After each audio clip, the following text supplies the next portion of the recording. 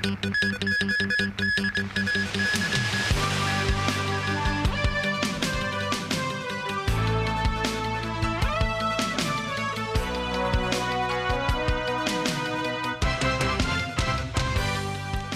evening and thank you for joining us.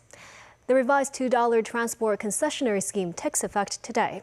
Under the new arrangement for the elderly, journeys over the $10 threshold are charged at 20% of the full fare. The government says there won't be further policy adjustments over the short term.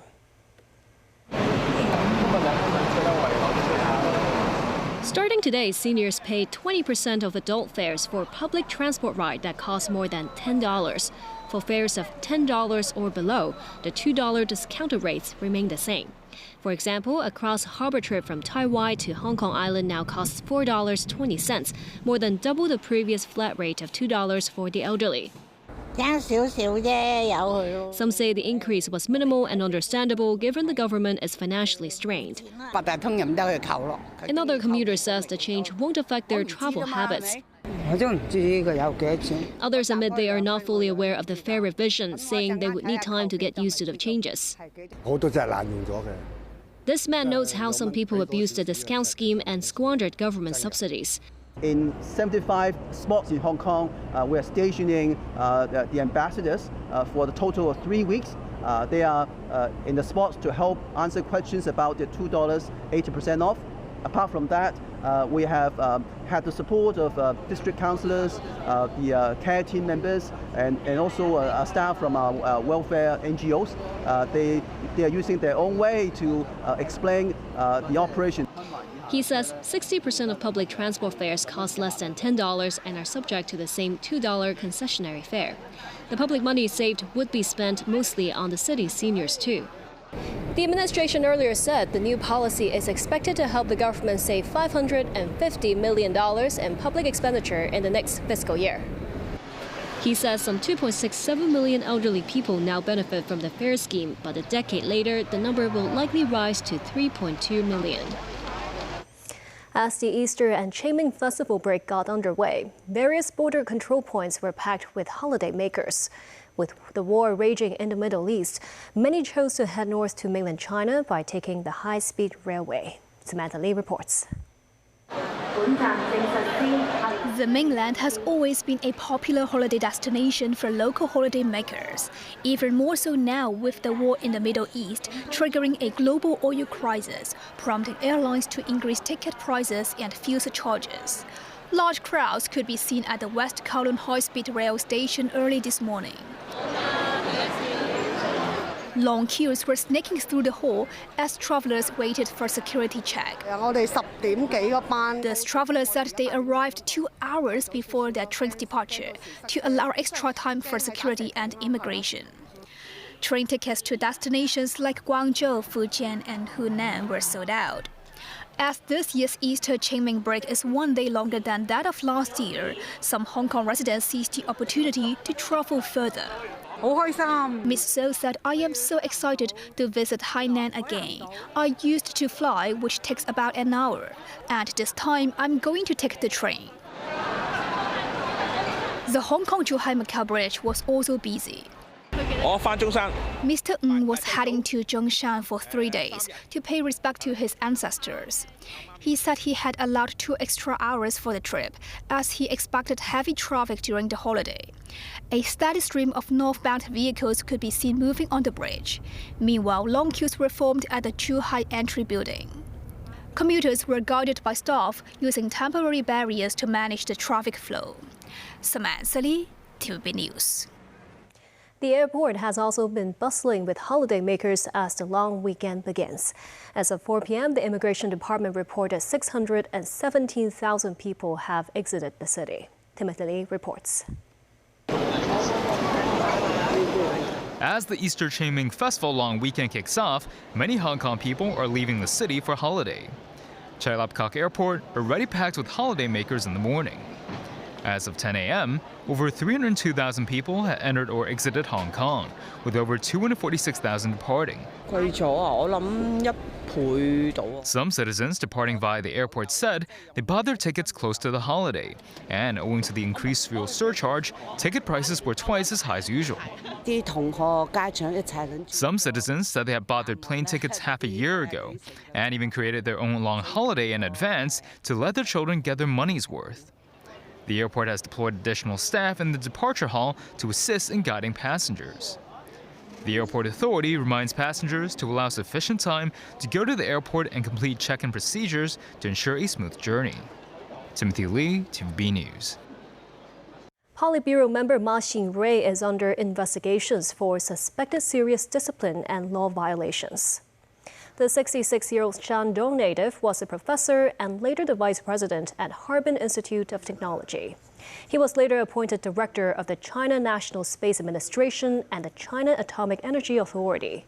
He was later named party secretary of Shenzhen and governor of Guangdong before taking up the role as a party secretary of Xinjiang in 2021. He was absent at the two sessions in March.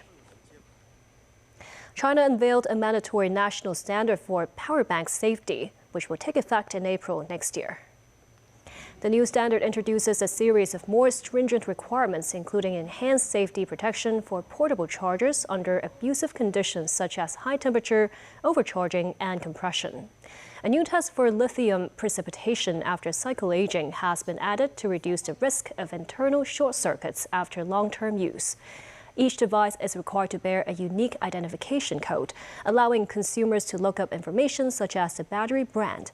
After the standard's implementation, consumers may continue to use previously purchased compliant power banks that hold a valid CCC or China Compulsory Certification label.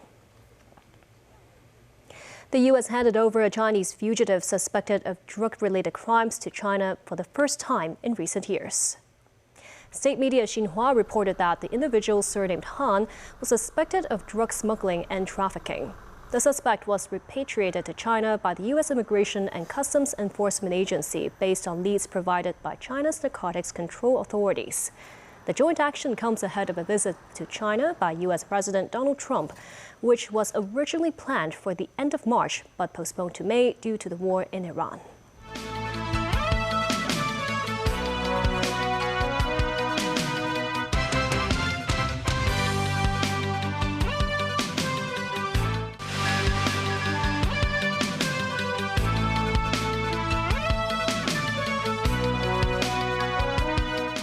Beijing's Ministry of Foreign Affairs criticized America's strike on the B-1 bridge in Iran, emphasizing China's rejection of attacks on civilian infrastructure.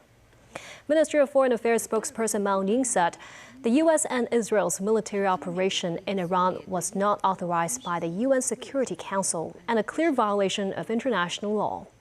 Beijing further urged relevant parties in the war to stop the fighting and resolve disputes through diplomatic methods to prevent a humanitarian disaster. U.S. Army Chief of Staff Randy George has been forced to resign, reportedly at the request of Defense Secretary Pete Hegseth. The news was confirmed on the social media page of the Department of Defense spokesman Sean Parnell, without giving a reason for George's departure. U.S. media reported that Defense Secretary Pete Hegseth has ousted the Army's top uniformed officer. The tenure typically runs for 4 years. George has held the post since 2023 under the Biden administration. The current Vice Chief of Staff, Christopher Leneve, is reportedly considered as a replacement. Leneve was serving as Hegseth's top military aide when Trump nominated him to be the Army's Vice Chief of Staff last October. The ouster marks the latest of more than a dozen firings of top generals and admirals by Hegseth since he took office last year. 1, 2, 3. 1, 2, 3. British Foreign Secretary Yvette Cooper condemned Iranian strikes and called for diplomatic and economic pressure to reopen the Strait of Hormuz. This as representatives from more than 40 countries gathered to discuss solutions to resume shipping in the crucial waterway. Timothy Lee reports.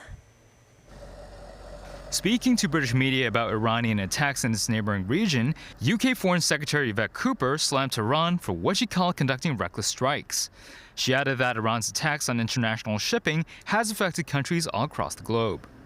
Well, we had over 40 countries from every continent come together in support of the reopening of the Strait of Hormuz and also the crucial principle of freedom of navigation, because Iran's reckless strikes are attacking international shipping, seeking to hijack the global economy. That's affecting petrol prices and mortgage rates here in the UK, but also jet fuel across the world, fertiliser to Africa, and also gas to Asia. The UK said diplomats from participating countries will cooperate with the International Maritime Organization to ensure that the first stranded vessels in the strait can depart from the region. In these past 4 weeks, representatives from the U.S., however, were noticeably absent from the meeting. U.S. President Donald Trump says securing the Strait of Hormuz is not America's job. Trump had also criticized Washington's European allies for failing to assist the U.S. in its war and threatened to pull his country out of the NATO alliance. Timothy Lee, TVB News. Today is Good Friday, the Christian holy day commemorating the crucifixion of Jesus Christ. At the Vatican, Pope Leo XIV has called for humility and peace as this year's Holy Week unfolds amid the Middle East war. A Maundy Thursday tradition at the Vatican, as Pope Leo XIV washes the feet of 12 priests commemorating Jesus' washing and kissing the feet of the 12 apostles during the Last Supper. Symbolic of both humility and love, but also of redemption and spiritual cleansing. In his homily at the St. John Lateran Cathedral, the U.S.-born Pope exhorts compassion for the beleaguered. As humanity is brought to its knees by so many acts of brutality, let us too kneel down alongside the oppressed. In this way, we seek to follow the Lord's example. Leo's predecessor, Pope Francis, revolutionized the rite for the Vatican to emphasize inclusion across society, including both women and people of other faiths among the 12 being washed. This year's foot washing rite at the Vatican saw a return to a more conventional format, following Pope Leo's decision to return to tradition and reinforce his appreciation of the clergy. As the Holy Week unfolds amid the Middle East war, the pontiff has called for unity and peace in this dark hour of history, stressing that no good can come from the abuse of power. Back locally, the observatory says unsettled weather will persist through the Easter and Qingming Festival holidays, with showers expected under the influence of a trough of low pressure. On the eve of Qingming, overcast skies set over Victoria Harbour. The city's forecaster says a moist easterly airstream is affecting the eastern coast of Guangdong, bringing more downpours and thunderstorms to the area. The trough of low pressure is expected to linger along southern China over the next couple of days. HKO says the rainy weather will stay through Wednesday, with the conditions likely improving in the latter part of next week. And that's the news. Thank you for watching.